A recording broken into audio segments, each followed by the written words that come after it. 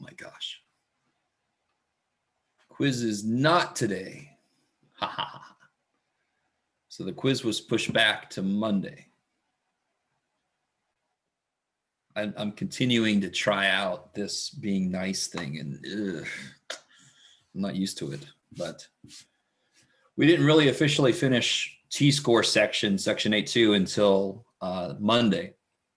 And I don't like to give a quiz the next time after we finish something. So I went ahead and pushed it back to Monday, this coming Monday. Is everybody with me? So the quiz will be on Monday. It'll be due like the Tuesday, just like last time. All right. So anybody, any questions? Anything? You guys doing all right? Okay. All right. So we're going to get back into the crazy shit that we got into last time, which was the, we started looking at our problem about coyotes, I think it was, if I remember correctly. I want to do a little bit on the whiteboard just to explain some more ideas before we get back into the specifics. Let me also say this. There's actually one person that's turned in section 9.1. That's kind of is amazing to me, but section 9.1, 9.2, 9.3, 9.4 breaks up the hypothesis test and does like one step. So like 9.1 is step 1 and 9.2 is step 2 roughly, or something like that. 9.5 is where the whole 5-step deal is going to be done. Is everybody sort of with me? So that's just how it is, right? So just do what you can. So I am not anywhere near done with talking about hypothesis tests.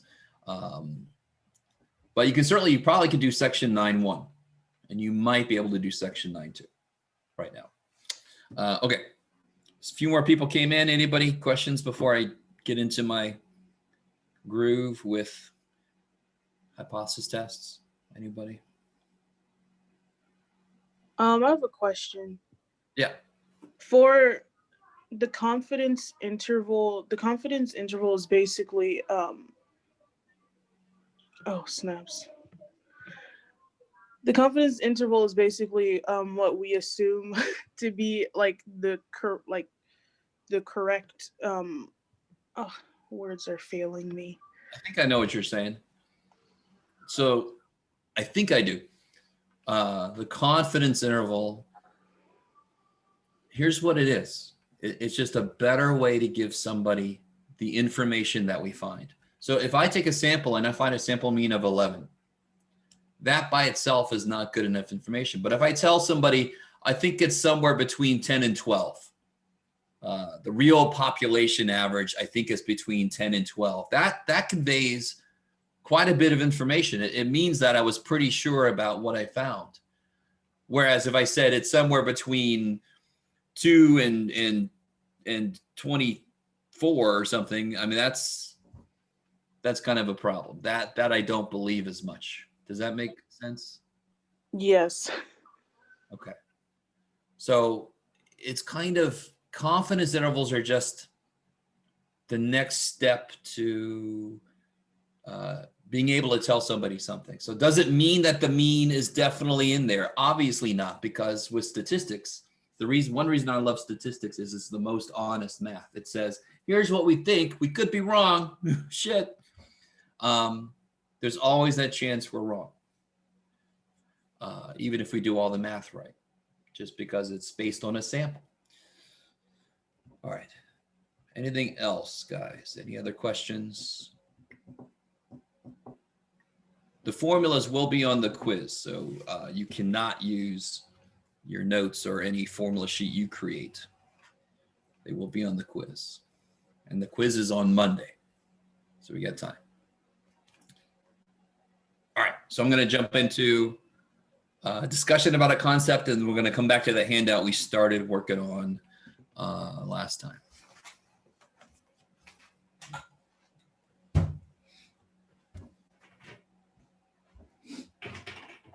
Whoa, hello.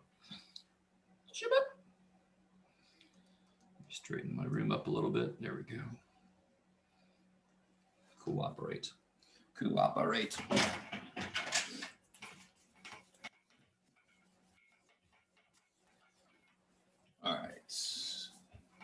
clean this poor board.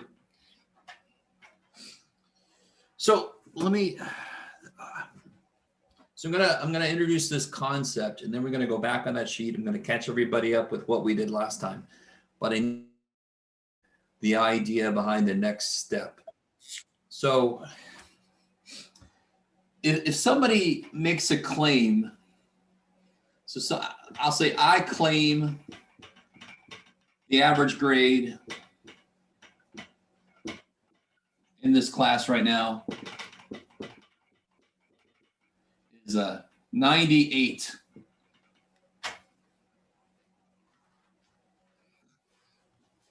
Right. Let me think, is this going to work the way I want? Yeah, we can make this work. So one way to check this claim is to take a sample of grades, talk to a few students and see what their average is. What would be evidence that I'm wrong, that that's not really the current average grade? What would you, if you talk to a few people, what would be evidence that I'm wrong? The average grade is not 98. But we know already that's not enough, right? I mean, if I talk to a few people and their average is 97, that's actually sort of evidence in support of that claim, right? It certainly isn't evidence against it being 98. So what would be evidence that I'm wrong? What would you have to see from the sample of people you talk to show that this is probably wrong? So for you to talk about standard deviation, I need to know exactly. That's sort of like where I'm going. So that I keep making this point. You can't really answer the question, but you can say if the sample's average is really far away from that, right? So if I tell you the standard deviation is known to be 12, and then you take a sample. So you sample 14 people. By the way, grades are known to be approximately normal already. Right, the good old bell curve, right? So 14 is not big enough. We got to know it's already normal enough. All right, let me stop for a minute. Everybody, nothing much has happened yet, but does this make sense? Some crazy person has a claim. You go, holy shit, you're insane. Let me take a sample and show that you must be wrong. So what I'm going to do is this. I'm going to say, assuming you're right. Let's assume you're right, Jeff. Let's assume it's a 98. I'm going to go take a sample and it should be close. Assuming you're right, it should be close to 98. All right. So let's say that you sample 14 people and you find X bar to be, what it was, Jeff? Let's say 81.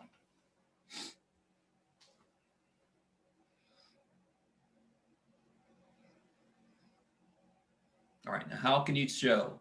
How far away is that?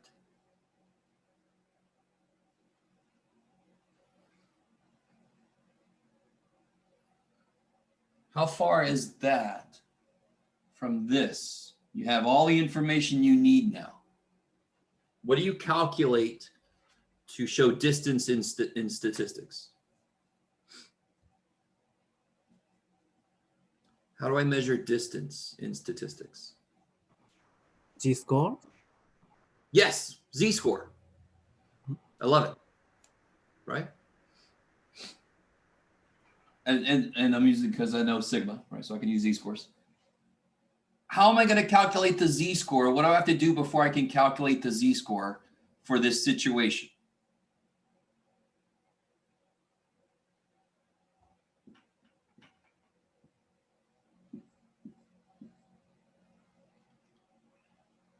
Change the standard deviation.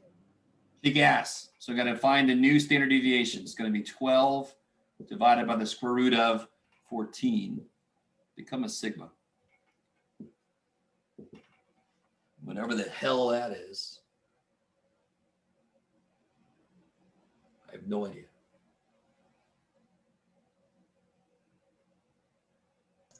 .207. All right. So now I can do a Z-score. A Z-score is always, the Z-score formula actually never changes. It's my data minus the mean, and we're assuming this is true. We're going to say, assuming you're right. You guys have heard, you guys? Where the hell am I from? You guys have heard that phrase before? Assuming you're right. Look what the shit just happened. You're wrong. So it's like proof by contradiction. So I'm going to assume this is correct. So that is the mean. So our data minus the mean divided by the new standard deviation. What do you guys get when you do that?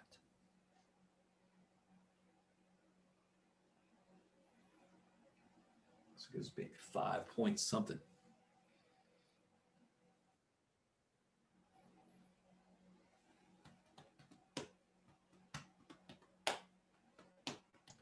Negative 5.30. So let me ask you, is that it? So what just happened? Assuming this is correct, we just did something that is really, really unlikely. Do you guys agree with me? I mean, is that close to this? Does that mean that this is close to this, what we just got? Does that z-score represent something that's close? No. Hell no. Hell no, right? The correct answer is hell no. 2 standard deviations away is where it starts to get unusual officially. Today, we're going to talk about how do I change that for a specific situation. We're not going to use 2 all the time now. That's going to be the next step I want to talk about. But this is obviously telling me that what I see is really far away from what it was supposed to be. This is evidence that I'm wrong. Does that make sense? So what if this would have been negative 2.07? Would that have been evidence I'm wrong? Well, it depends. So obviously I made this one to be kind of extreme. So now let's talk about getting more specific. What is far enough away? That's the real question. You guys follow? So here's the picture for the situation. We assumed it was 98. We did something. We got a sample that was 5.3 standard deviations away from this. So is this very likely to happen if that's the real mean? Let me ask that again, because this is really important. Is the sample we got likely to happen if 98 is the real mean?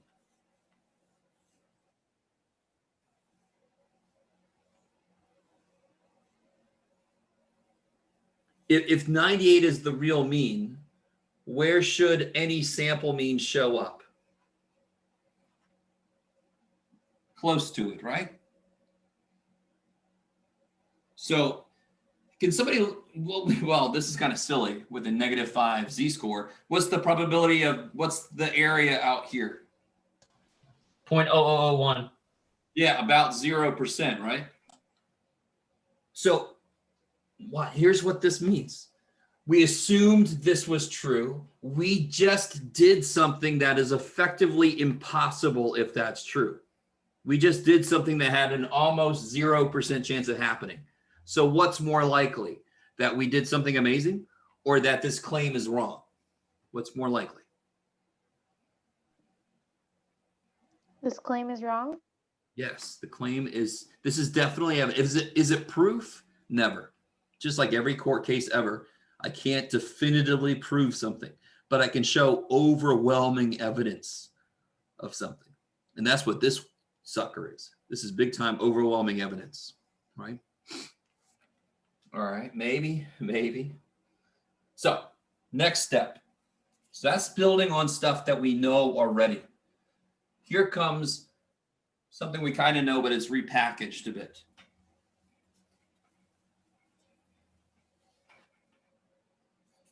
So the way we're going to do these is I am going to define what far enough away is before I even calculate the z-score. So the way I'm going to do that is anything that I have, any claim that's made, Does somebody remember what the null hypothesis always has in it? Does anyone remember that? There's some It always has symbol equal that signs. always has an equal sign of some kind, right? Less than or equal to or equal to equal. So that's the one that always thinks it's somewhere in here. So the way to show it isn't is to show that is to find a sample that is so far away from that that must be wrong. So this is the step where we define what far enough away is. All right, so now watch this, watch this. What if my claim was the mean is greater than 7, right? Oops, let's not do that. So the claim is the mean is greater than 7. Does somebody remember? Well, obviously, Janik just said that's got to have an equal sign, so that's obviously going to go here, right? And then this guy would be the opposite. Okay, let me stop for a minute.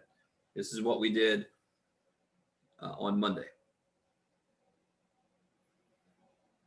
So we're going to assume the mean is 7.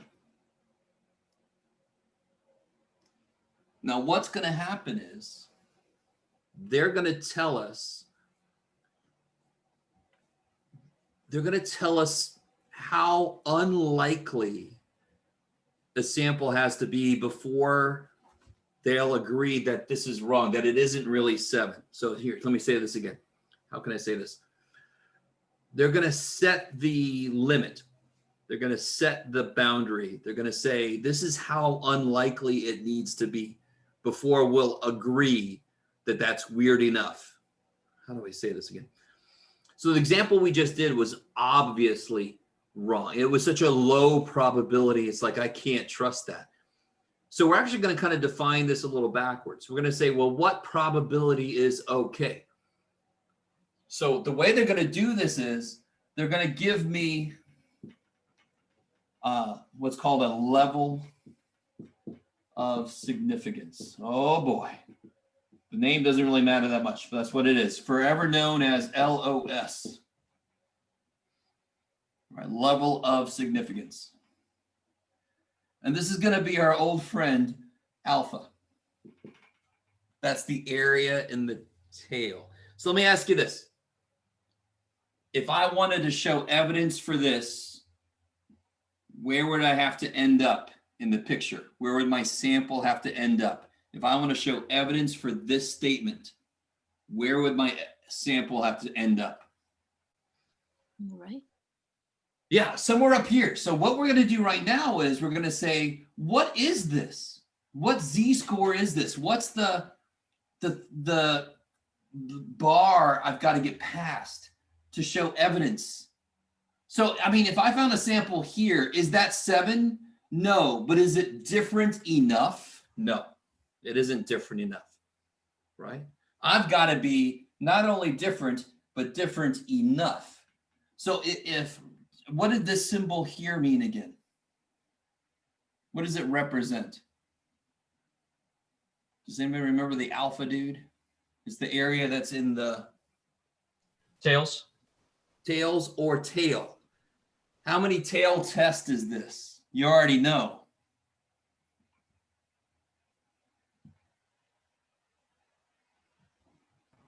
One tail, right?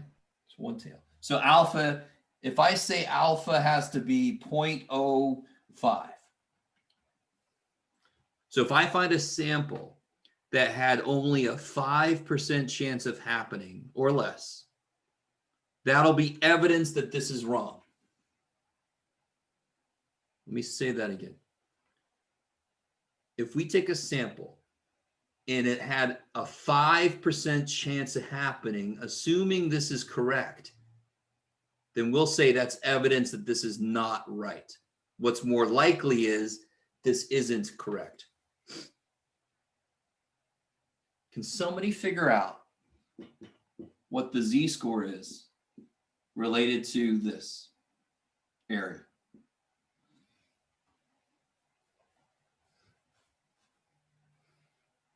Don't say anything if you find it. Just give everybody like a few moments. Hopefully you have your z-score stuff handy.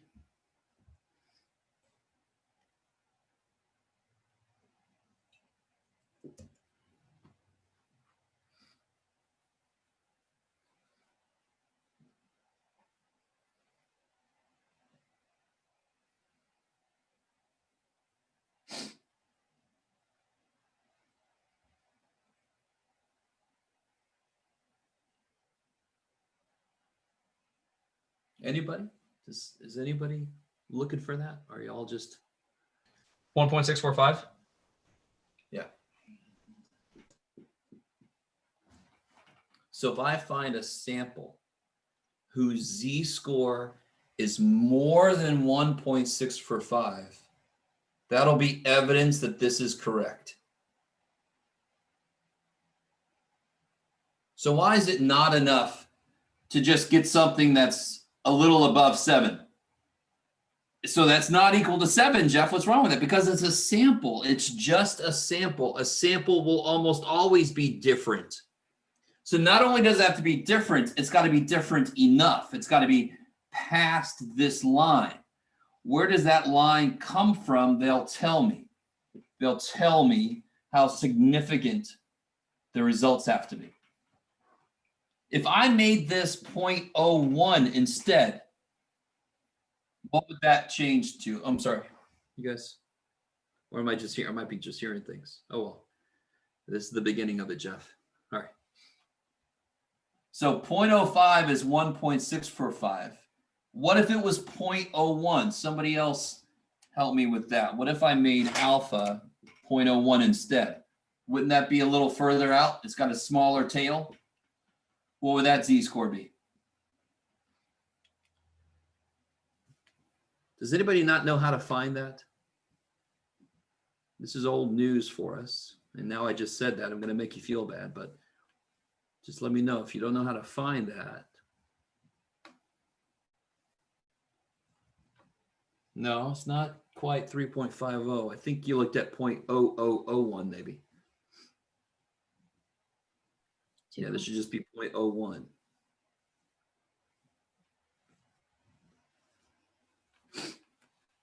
Not 2.575. No, I'm not sure what you looked at there. All right, let's see. Yeah, there it is. 2.33.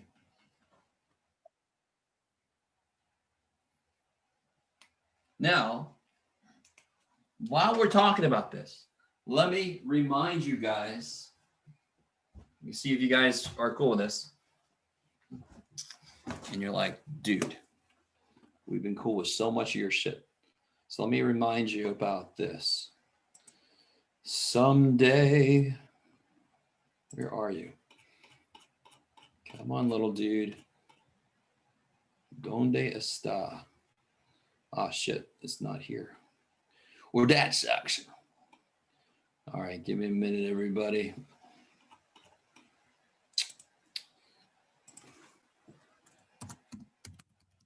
Way to prepare, Jeff. Be quiet.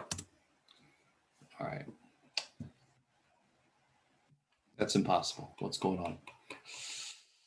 Oh, yeah. There we go. There they are. Okay. Do. Is that you? Is that you? Yeah, this will work. Okay. So let me show you this. Does that look familiar? Why am I showing you this? Because how many tail tests was this again? I know I'm a little tiny box there, but how many tail tests was that problem? One tail. One tail. And what's the alpha we're looking at right now? 0.01. Look at this shit. One tail, 0.01. Do we want a t-score or a z-score here? Well, I said a z-score, right? I didn't really give you the reasoning, but so so does everybody see what's happening? Hypothesis tests can be one tail or two tail. And then they give you the area in the freaking tail or tails. They give you alpha. So all you got to do, if it's a one tail test, you find alpha, z-score, all the way at the bottom. Look at that shit. This is even a little better because it doesn't just stop at 233. It goes to 2326. It's a little more precise. Is anybody not cool with that? If you're not, I'm okay with it. I could explain it further. Let's recall this one. Remember when alpha was 0.05?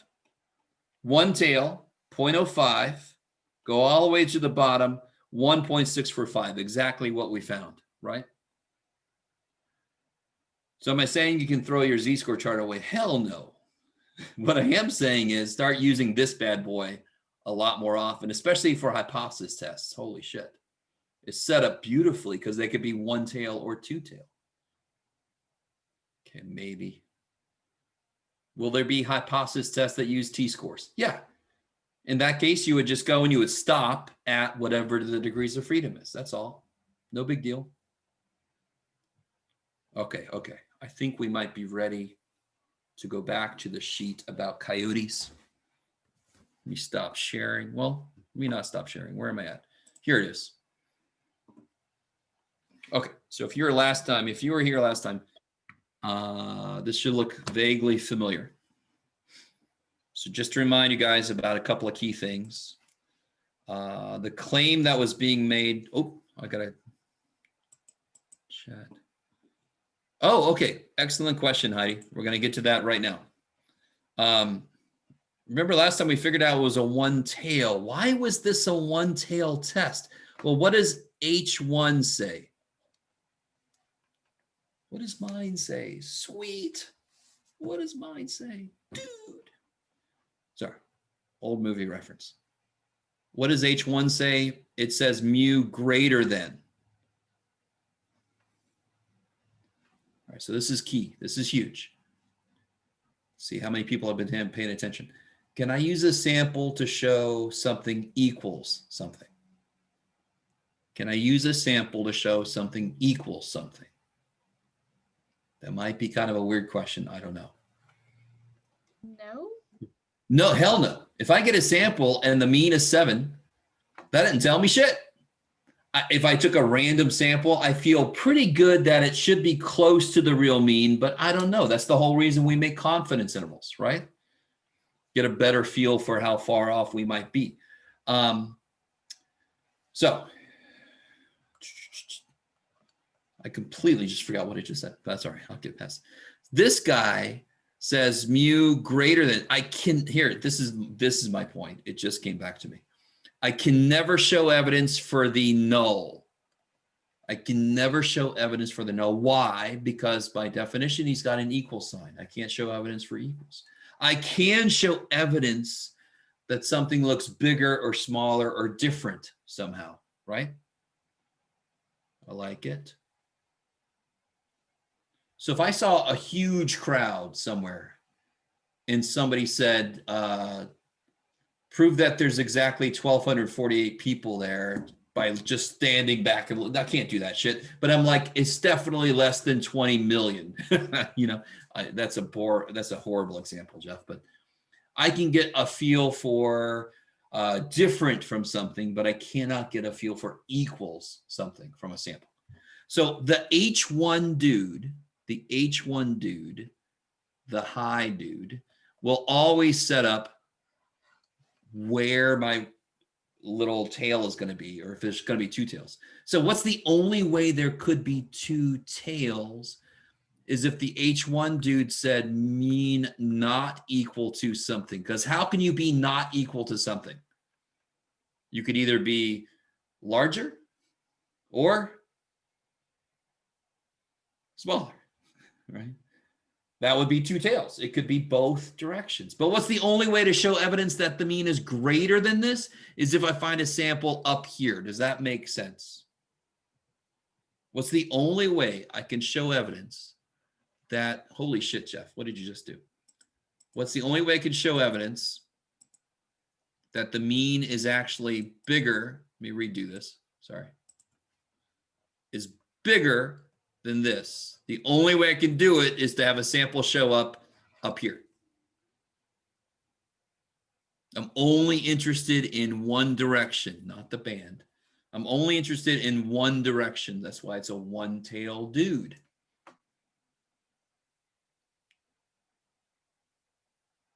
So again, just hang on. We got to look at a few more examples to really get that down well. All right. Okay, moving on. Step B is probably going to be the most recognizable step, right? I have to know, do I use Z or T scores? So what we did last time is we noticed that the sample size is bigger than 30. So that means I can do something. So that's why I crossed out nothing. And then what tells me if I could use Z or T?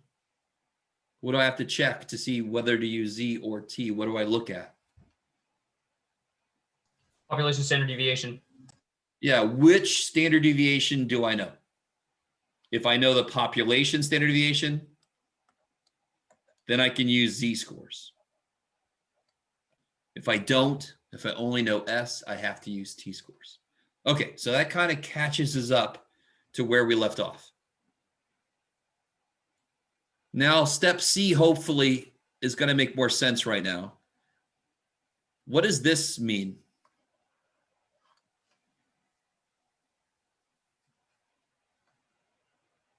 Level of significance. Kick ass. That's the level of significance. That is how unlikely my sample needs to be, given that 10.15 is the real middle. I really want that to make sense. So if I get a sample mean that's right here, well, that wasn't very unlikely. So that's not evidence that it's not 10.15. I need something that's really unlikely to happen if this is supposed to be the real mean, which means it's got to be really far away. So I know already the tail is up here. And again, why? Because look, which direction does that inequality symbol up here point in? Which direction is he pointed in? Frickin' that way. So I know the tail is going to be up. My sample's got to be bigger than 10.15 to even start to show evidence. So it's going to be on that side. And now it's just something I think we just did. What's the Z-score that we found for a 0.01 area? We just did it, didn't we?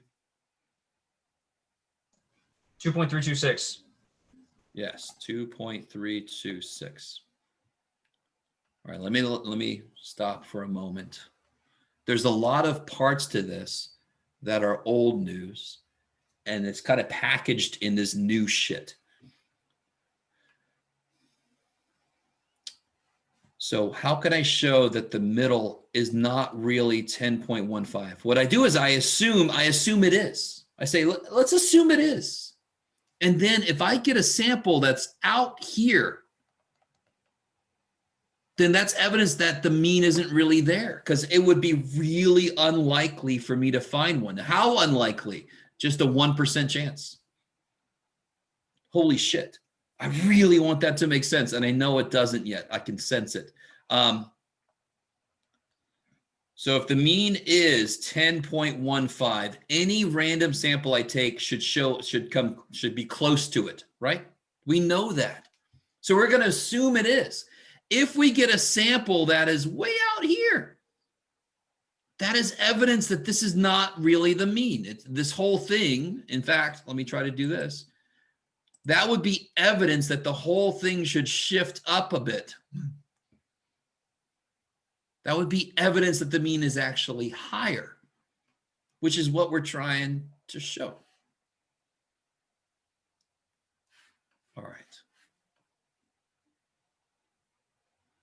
So again, they have to tell me, how unlikely does something have to be to tell me that this looks wrong?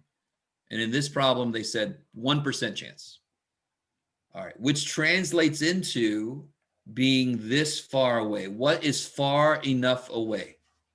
This is. So watch this. Oh, shit. And again, please, guys, a lot of this stuff takes a while to sink in. So we're going to have to, maybe on the third problem, some of this will start to make more sense. Just try to get what you can right now. I understand. I'm not assuming that you're all getting everything I say. I try not to do that too much. So watch this. Look at what it says right here. This beautiful, put it into words. So if the Z-score I get from my sample, and just I use this symbol for the Z-score for our sample. I use the symbol Z star. So if the z-score I get from my sample, that's what that means. If the z-score I get from my sample is bigger than 2326, if my sample is more than this many steps above what the mean is supposed to be, then that means it isn't that. That means that that's wrong. Let me stop.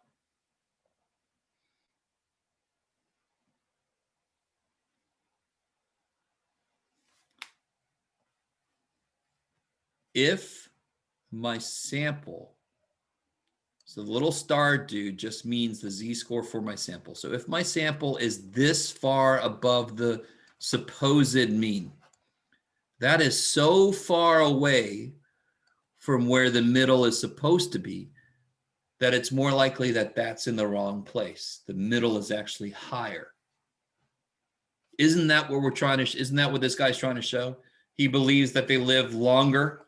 He's trying to show the mean is higher. So if his sample like coyotes ends up being in here, ends up being that far away, that's evidence that they live longer. Okay, maybe.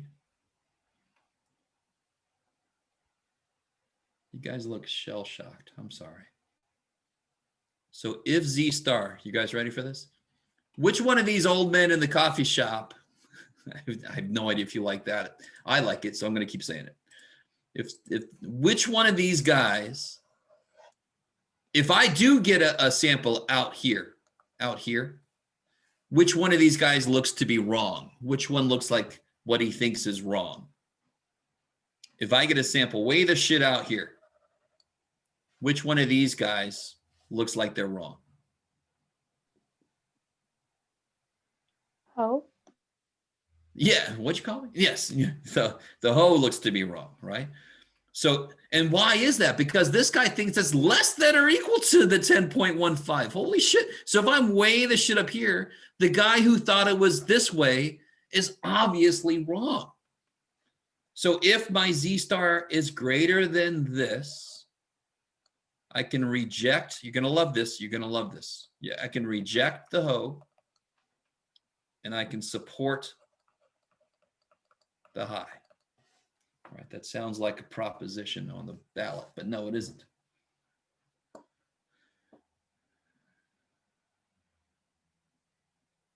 And again, a lot of this will sink in as we do more. Okay, sure. I try to spice it up a little bit with something because I know I got to keep your attention somehow. This is difficult, and I understand that it might be boring to some people, although it's incredibly exciting to me. And I'm used to being the only person in the room thinking that. So let me go back over a few things. God, there's so much writing on this, and I'm really sorry. I keep making points and putting more writing on this. The first step really is, what the hell are you talking about? The next step is, what are you going to use to talk about it? We determine z-scores. Step C is, how far away does my sample have to get to show evidence that the H1 is right, to show evidence that the hoe is wrong? So this kind of makes sense. Does it make sense? Step C is just, where does my sample have to go? What does my sample z-score have to be? So of course, what should be the next step? What the hell is my sample z-score? I now know I've got to get this far away. Well, let me figure out what the hell it is, and I can see the freaking answer. All right, now stay with me, stay with me. I don't know if you're with me or not. You're all like, dude, you think we're with you? You're very optimistic. Okay. We'll do a fresh problem here in a minute. Okay, just try to take in what you can. What information from the sample do we have? Can somebody help me out? What do we know about the sample? Anybody give me something we know about the sample for this problem? Let me erase some of this. Somebody give me something about the sample.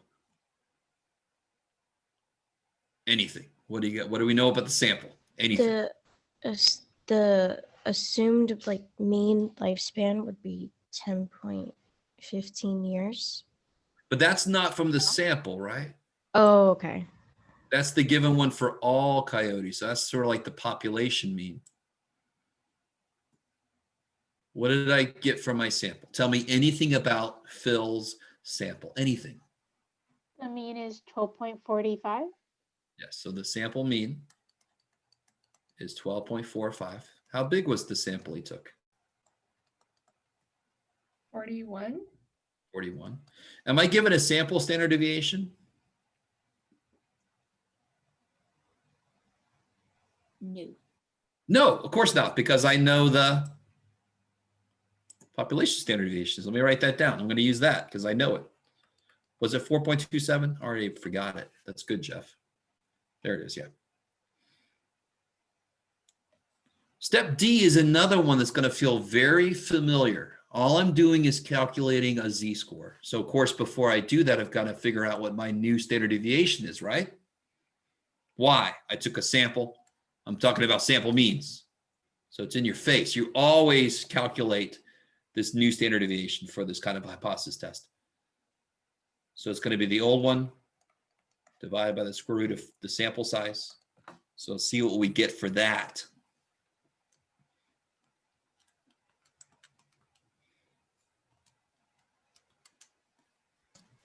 No. Oh, we get it's almost evil. Not quite. It's not even the right number anyway. It's actually 616. Did you guys know that? Number of the devil is 616, not 666.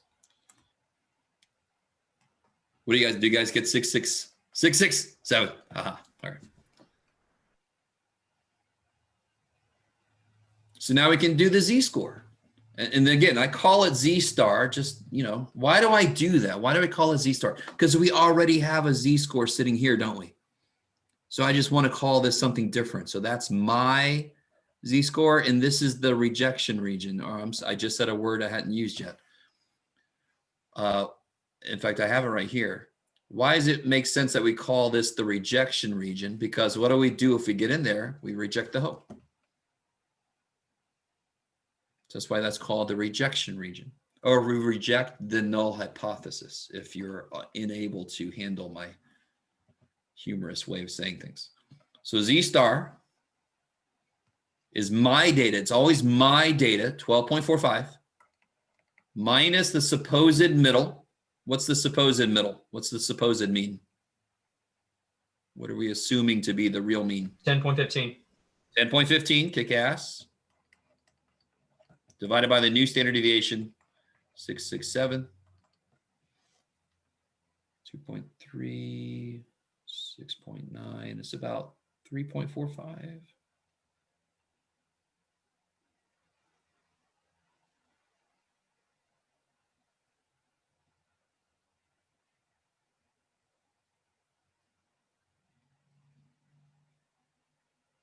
What did I just do?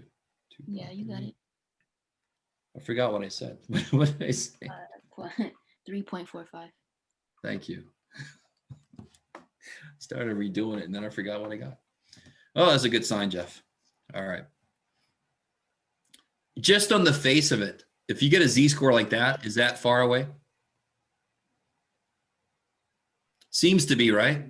But we still have to check. We still have to be sure. What was our benchmark? What did we need to get past?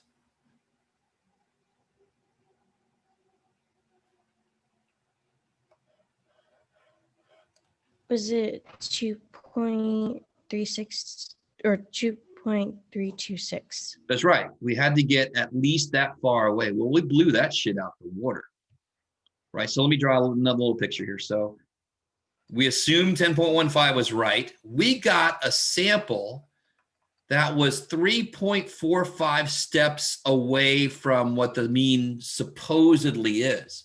Holy shit. That is evidence that that mean is in the wrong place. Do you guys, I'm gonna say that kind of thing a lot. You're gonna hear me say, I've said that several times already. I'm gonna say it several more times until you go insane. So our sample, assuming that this was the right place, our sample was so far away. So I really, really want you guys to get this. It's so what this is evidence of is the picture should actually probably be moved up a bit. Then this would not have been so unlikely. The mean is actually probably higher. Did I prove that the mean is higher?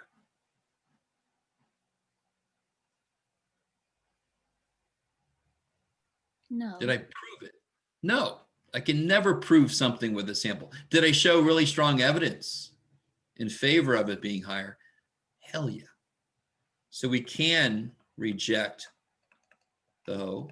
We can support the high. I like it.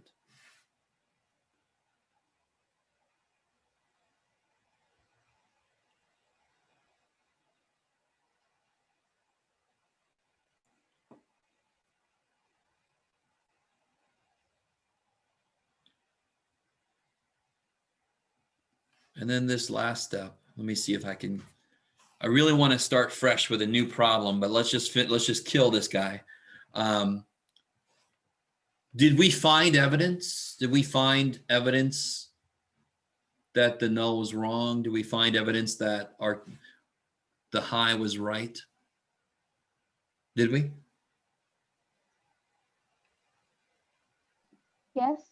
Yes, good. All right, good. Now, which one was the claim? Was the claim the low or the high? Which one was the claim? Where'd the claim go? The high. I love it.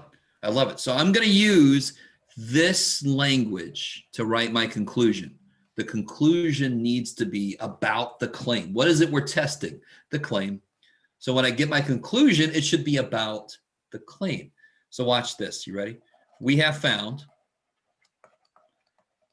All right, let me turn this around. So maybe let's find out if I can write a little bit better. We have found sufficient, no, I guess not. Okay. Sufficient evidence to support the claim. Holy crap, Jeff. Get off my back. That what was this? Northern Minnesota coyote?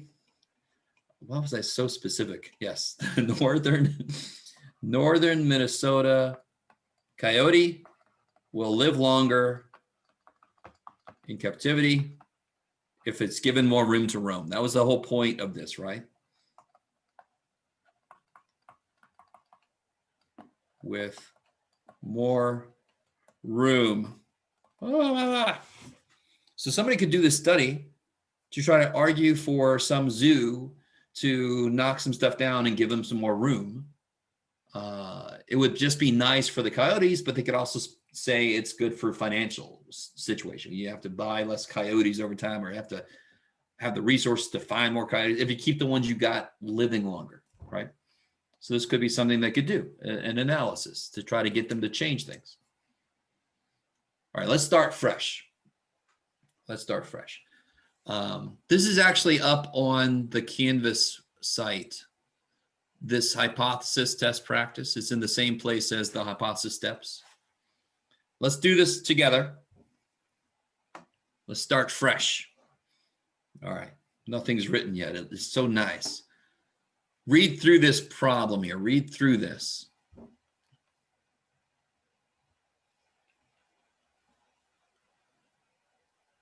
And try to write the claim in Mathish.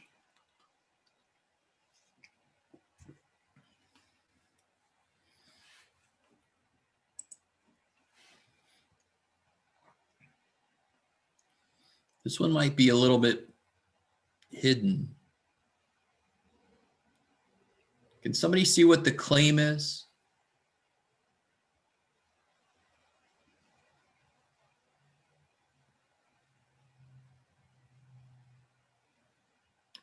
What's somebody gonna check to see? That the average assembly time is 38 hours. Good, it's the same. Right, so we want to, the claim is that the mean is the same as the 38 hours.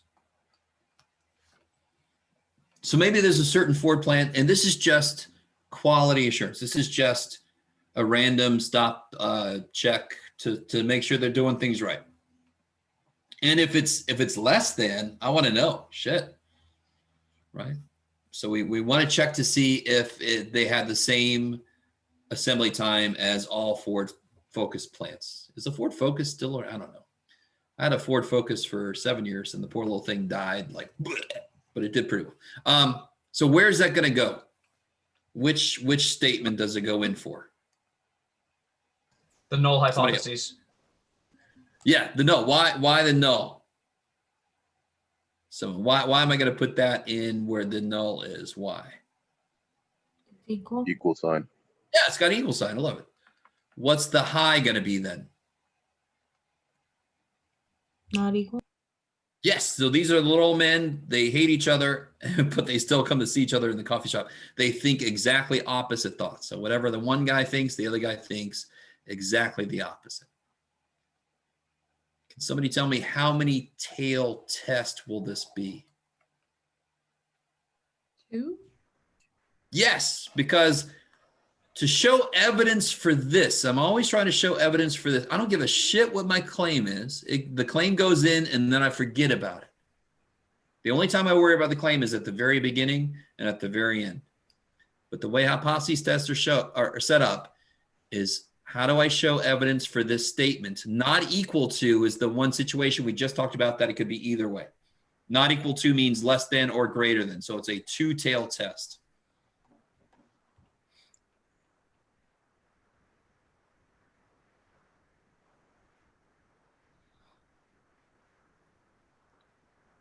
Now, what two things do I need to look at for this next part? Z, T, or nothing? There's two things I have to check. What's the most basic thing? It's got to be true or I can't do anything. If it's normal? Normal. Is it normal? Let me put that down as a question. Normal? Is it normal? Yes. Yes. Why? N is greater than 30. So Kick ass. 71. Sample size is 71, which is greater than 30. So central limit theorem says go to town, right? That means it's normal enough. So I know I can do something, so I can cross out nothing. Get out of here, nothing.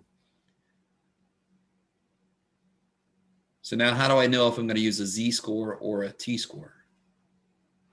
The standard deviation is population, so it would be a Z-score. Good. I know the population standard deviation. The thing that drives me crazy is people will say, well, I know the standard deviation. So no, the whole point is, which standard deviation do you know? In this case, I know the population one. Sigma is known. Therefore, I can use what?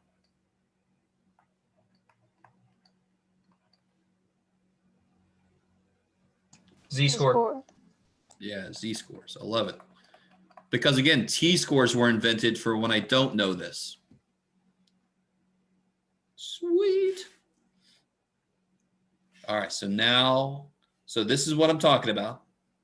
This is what I'm going to use to talk about it.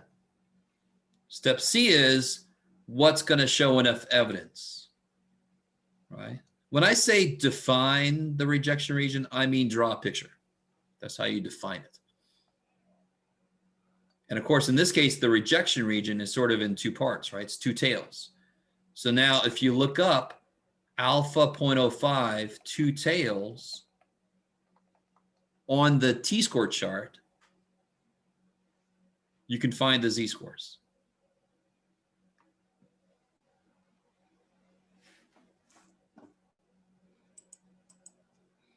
So alpha, two tails, 0.05,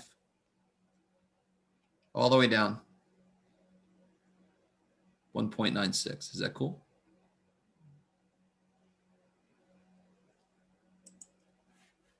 Oops.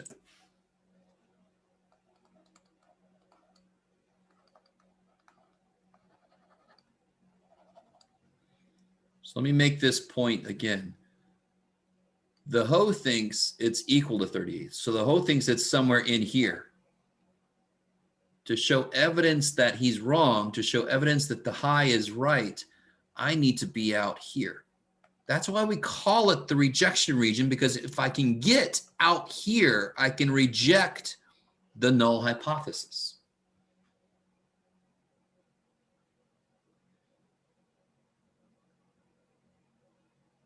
So nuts and bolts wise, it is very easy to find these scores. They have to give you alpha or level of significance, and you're going to know how many tails it is before you get here. So you look at that up on the t-score chart. It's crazy. Crazy.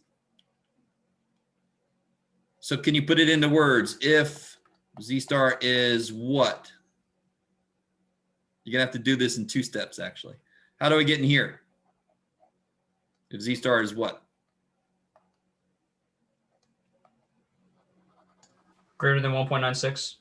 Yeah, so if it's greater than 1.96, or if Z star is less than negative 196, then we can reject the HO, support the high. I know there's a lot of little details, and it's really easy to get bogged down by all of them. But the one dude thinks it's freaking 38, all right? The one dude thinks it's 38. If I get a sample out here or up there, it looks like he's wrong. That's all that's saying. If I get a sample up here or down there, it looks like the HO dude is wrong. It looks like the high dude is right.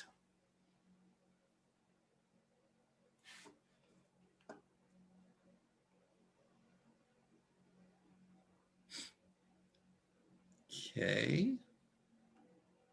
All right, I got a chat. I'm confused why for the Z star, why'd you go all the way? Oh, yeah. Because if I use this chart, this table, what do I get if I stop? What kind of thing do I get if I stop? Degrees of freedom. No. A I can use t-score. degrees of freedom to know when to stop, but what do I get? I'm sorry. T-score. If I stop, I get a t-score. If I go to the bottom, I get a z-score. And again, why? Why? Because the bigger my sample is, the bigger the degrees of freedom will be, and the less I will need a t-score to cover my ass. Because the bigger my sample, the more certain I am about my standard deviation I get. So why does a t-score exist? To cover my ass when I'm not sure about the standard deviation. When am I not sure about the standard deviation? When my sample is smaller. So when my sample is large, I love that. So left up to the user. Then I can use a z-score. I don't need t-scores then because I feel pretty damn good about my standard deviation when I got a large freaking sample. Maybe. Is that all right? That kicks so much ass. So this is called the t-score chart, but z-scores live at the bottom.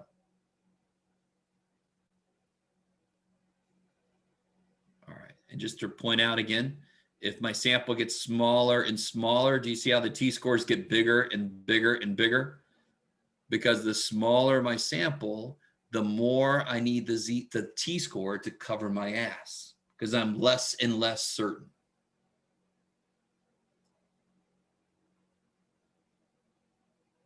Okay.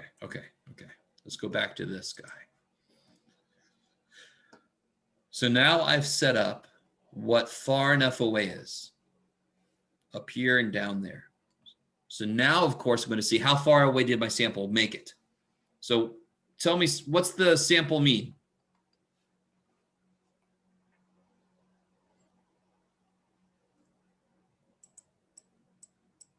$37.3. Good, 37.3. What was the sample size?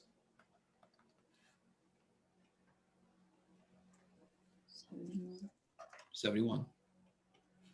So this is what I mean by summarize the sample information, right? We know the standard deviation of the population, so we're going to use that one. And that was what? 2.25. 2.25. So now this is always a part of this step. I've got to find my new standard deviation. Why? Because I took a sample. I'm talking about the sample means. That's why. Divided by the square root of 71. Whatever that is. 0.26. Interesting. Yeah, 0.267. So this is the step where I think it's the most familiar. This feels familiar, I'm hoping. Then you make a z-score out of it. Crazy ass Jeff calls it z star. Just deal with him. It's always my data that I found minus the supposed middle. So that will always be the number that comes from the claim. That'll always be that number. Divided by the spread.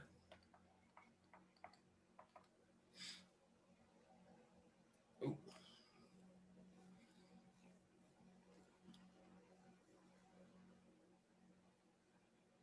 Divided by 8 is 2.62. I don't know. Does that sound right? Negative? Yes. Am I doing that in my, huh? Is it? Yeah, you got it. Yay! Look at Jeff.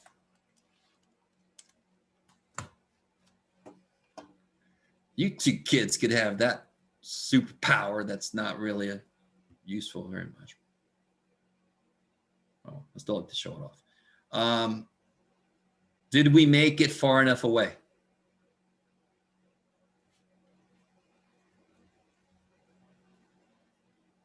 Yes. Yeah, you can see visually, you can see it, right? I mean, you can use the visual. Let's see, what do I want to use? Let's use purple. So thank you, colors. You can go away now. Okay. So we got out here. Yeah, that's good, Jeff. Purple is a good choice. Milk was a bad choice. Okay, negative 262. We are very far away from what the Ho dude thought, right? Ho dude thought I was in here. We're like, no.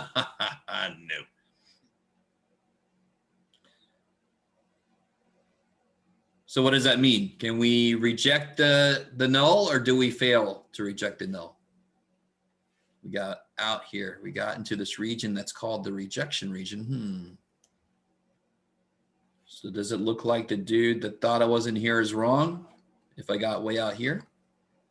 Yes, so I can reject the null.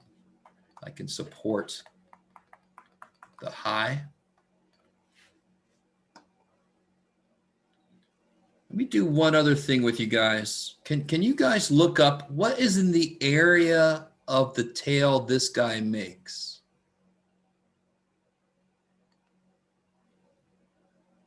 I don't know. That's an old question. Can you just look that up on the chart and tell me what that area is? Below negative 262. I don't know where my charts are.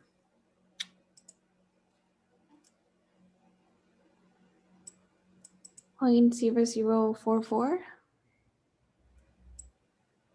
Sounds right. I don't know. Anybody else get that same thing? Yeah, I did. Okay, I'll believe it. I'll believe it. I'll accept it. Let me see. Well, there it is. I'll have that for later. Oh, sorry. All right. So that number 0044, right? That number is going to become important here in a minute. I'm just going to let that hang there. Why not? Can we write the conclusion? Well, what was our claim?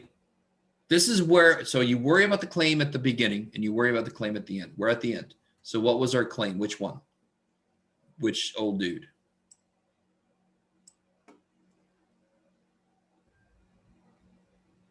There's our claim. So The where to null. go? The null. So what language do I want to use in my conclusion? I want to use this language. Please let that make a little bit of sense. People always get here and then they just sort of guess which thing to say. So we have found sufficient evidence. You need to see there, Jeff. To reject the claim that, and here's where you can plagiarize, kids. Plagiarizing, an old college tradition. What was the claim? That the assembly time is the same as the overall average at this plant.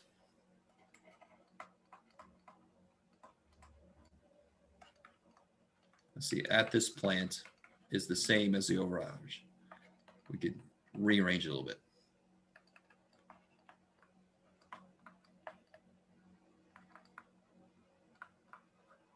Bam.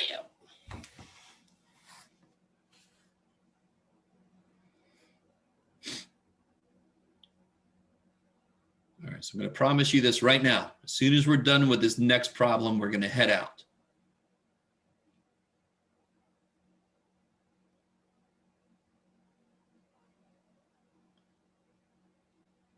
So the next problem is about something that might hit some of us home, hit home for some of us.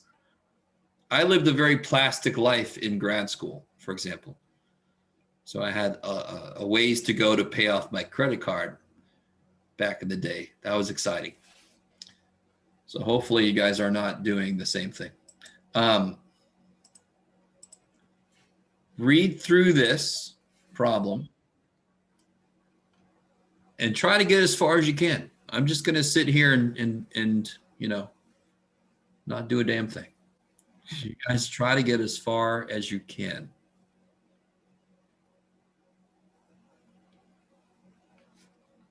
And I'll catch up to you here in a minute.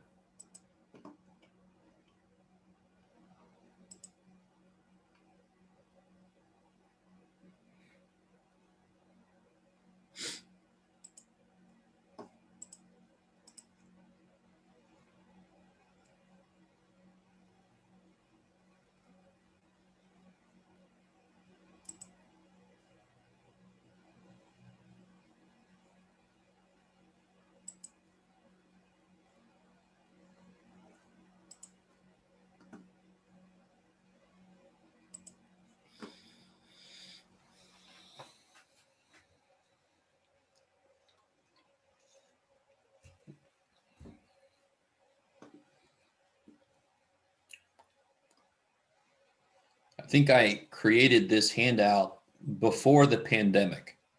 I'm pretty sure that it doesn't hold up anymore, but we'll just take it as it is.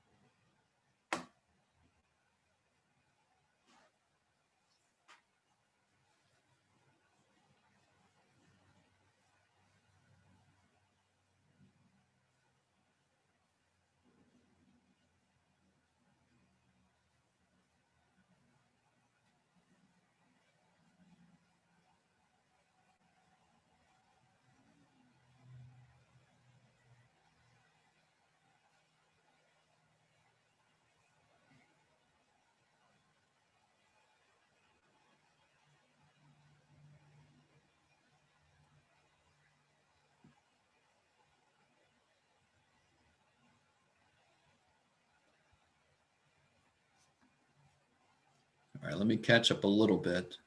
Who thinks they've got the claim in Mathish? Mu is less than 906.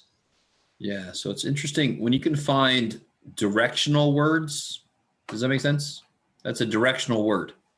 Decreased, went down. It's going to be a one-tail test. It's normally when you can't find these directional words that it's going to be a two-tail test. So here I got the mean. They think it's decreased from what it was. So where's that going to go? Which old man in the coffee shop? Somebody else. H1. I love you, Janae. You're good. Don't worry. Yeah, so that's going to be definitely H1. Why? Less than. Only going one direction. Yeah, there's no equal sign is what's important. What's the HO going to be? What's the null? The HO, however you want to say it. Greater than or equal to 906. Good. I like it. So the opposite of less than is greater than or equal to. So how many tailed tests will this be? 1. 1. And which side will it be on? The left. There, yeah, because it's pointing down. Kick ass.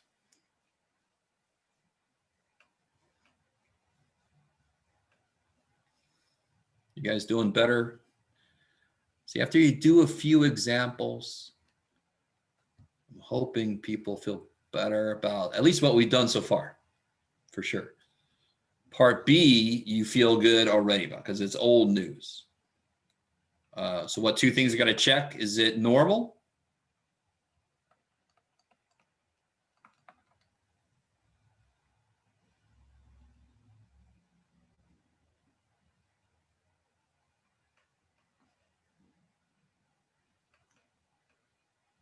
Ain't nothing normal, Jeff.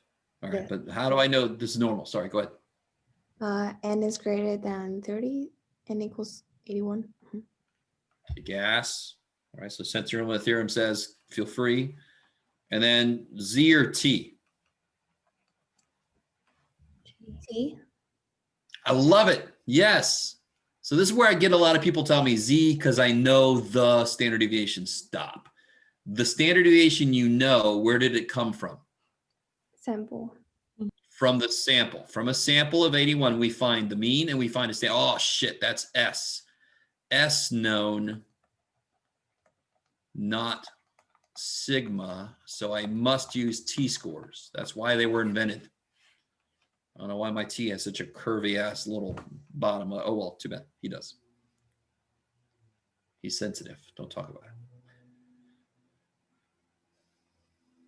All right, let me stop for another minute. I don't want to get ahead of you. Keep going. Do as much as you can on the next part.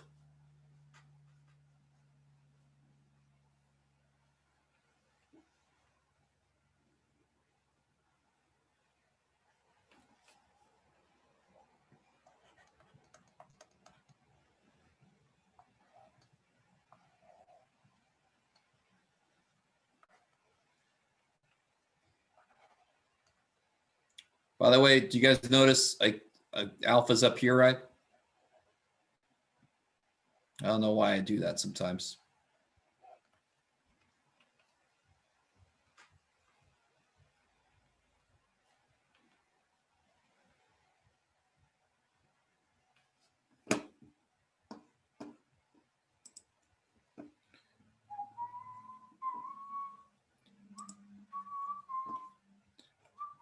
Uh-oh. Are you telling if it's 1 or 2-tailed? Oh, okay. So this is the guy that I can show evidence for because this is the guy that has an equal sign. I can never show evidence for equal. So how do I show evidence that the mean is less than? It has to be down here. There's only one way. If it's up here, that's not less than. So there's only one way to show that it's less than is if it's way down here. So that not only tells me that it's one tail, it also tells me what side. In fact, that looks like an arrow pointed this direction, right? So that's, again, so if it was greater than something, that looks like an arrow pointed up. It would be, I have no idea why I just drew a little thingamajig. It would be up here. Does that make sense? My horrible drawings. Is that all right? Who was it that just asked me that? Let me see. Okay, good. Yeah. So the only time it'll be 2-tail is if this is a not equal to here. If right there had a not equal to, that would be 2-tail. What's your degrees of freedom? Students, what's your degrees of freedom? 80. 80. And alpha is 0.01, and it's a 1-tail test. With those 3 pieces of information,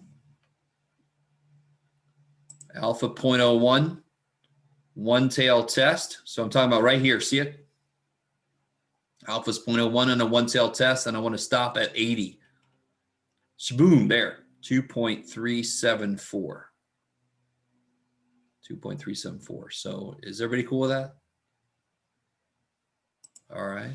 When I put it on here, what have I done wrong? I've done something wrong. What do you mean, Jeff? That's what we just got. It's negative. Negative, because it's below the mean. Yep. So the T-score chart, they didn't put any negatives because we're the humans. We're supposed to know if it's negative or positive, right? So don't forget that. So if, now you'll love this shit. You ready?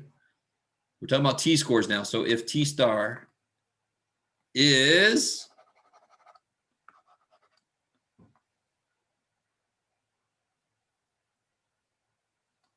thanks, everybody. Less than 2.374. What can we do? Oh, sorry. Degrees of freedom. The degrees of, all right. The degrees of freedom is always n minus 1. Now, let me be careful. It isn't always that. But as far as we know at the moment, the problems we're doing, the degrees of freedom is n minus 1.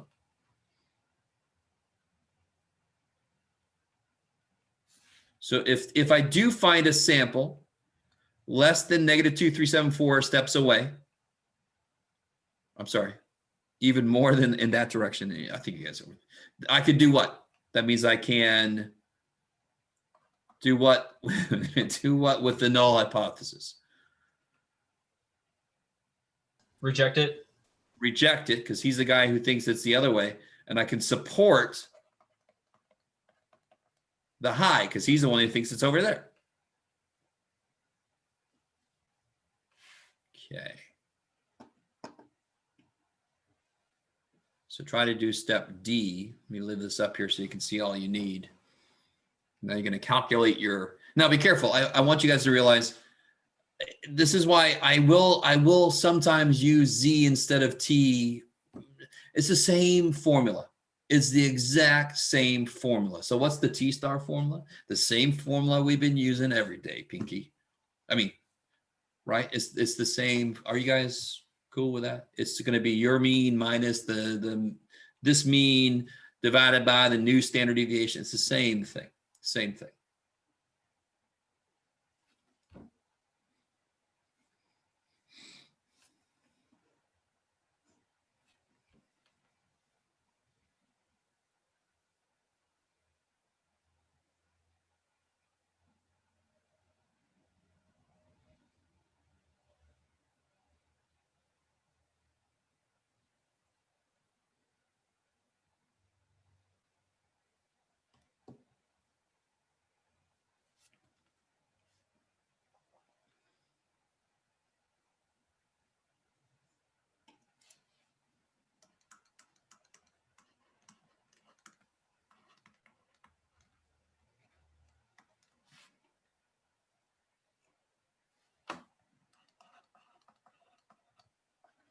Now, here's where students really get turned around. This is really, now watch what I'm about to do. Let's see if you guys are cool with this. I still have to make the new standard deviation. Of course I do. Of course I do. This is the spread that works for individuals. I need the one that works for groups of 81. That never changes. I don't care if I know sigma. I don't care if I know S. Those are both individual spreads. They're both telling me how spread out individual things are. I always need to change them into the one for groups when I'm talking about sample means and groups. So people are always like, it's already a sample standard deviation. Then you don't understand what's happening. This is a spread for individuals. I need the spread for groups of 81.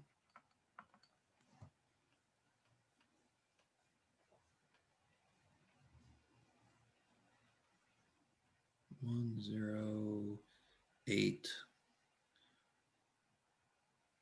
10.8. I don't know. I lost it.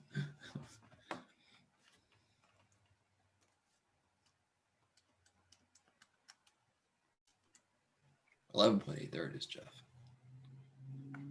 terrible.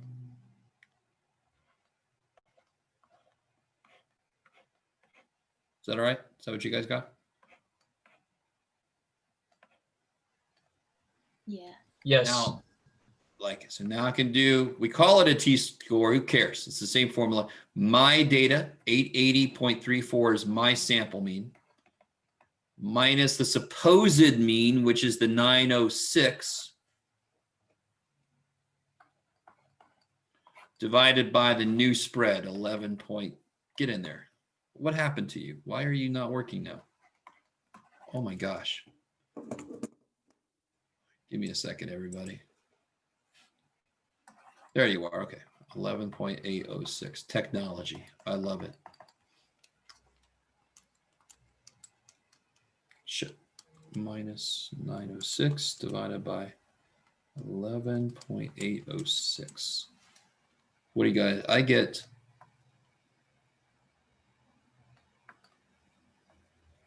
this.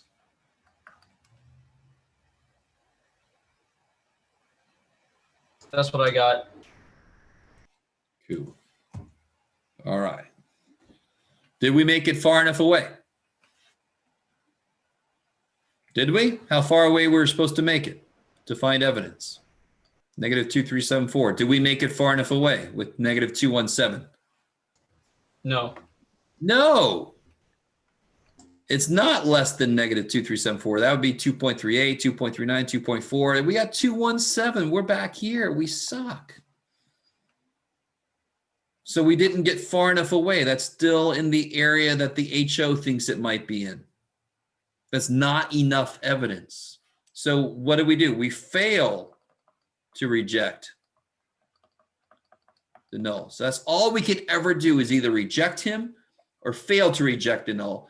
We can support the high or fail to support the high. If I can't say this guy's wrong, I can't say this guy's right. And then just to wrap it all up semi-quickly here, the claim was the high, right? The claim went in for the high. I want to use this language. Fail. We have not found sufficient evidence to support the claim that, what was it? The mean credit card debt is now less than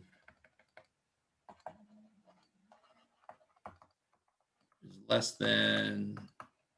don't remember, 906. Yeah.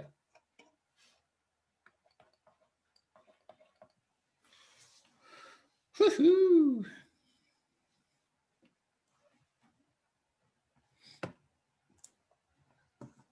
All right. I think that's plenty. That is plenty. You probably aren't feeling 100% comfortable with this, but do you feel a little bit better about the steps? I don't know. A little bit. Pay yeah. attention to what, I'm sorry, go ahead. Yeah, I'm feeling a little better. It's just that last Good, part good. that I have to work on. Understood, because we haven't lived with this much yet. We do need to still talk about what a p-value is. And then I want to show you some actual journal articles and show you that you can now understand more about them, especially once we talk about the p-value. It's kind of nice. All right, so that's enough for today. So hopefully I'll get the video for the solutions to the practice quiz done soon. It'll definitely be up by this weekend, if not before. And what else? I think that's enough. And then Monday's the quiz. Yeah. If you need to hang out, let me know. Otherwise, you're free to go.